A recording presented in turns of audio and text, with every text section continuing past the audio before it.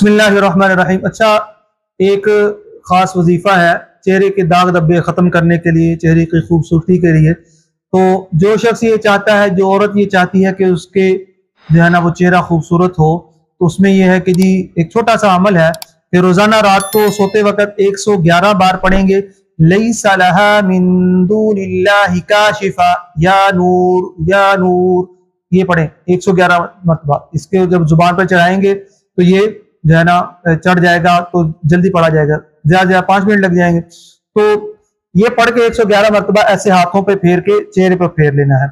इसी तरीके से पास साबुन की टिकिया रखें या करीम रखें, तो उसमें भी खोल के दम कर लें, तो उसको भी इस्तेमाल करें। इंशाल्लाह ताला चंद ही दिनों के अंदर जो है ना वो आपका चेहरा खूबसूरत हो जाएगा और चेहरे के दाग धब्बे खत्म होने शुरू हो जाएंगे। उम्मीद है आपको आज की वीडियो पसंद आई होगी। अगली वीडियो तक के लिए हमें इजाजत दें, तब तक के लिए अस्सलाम वालेकुम व रहमतुल्लाहि व बरकातुहू।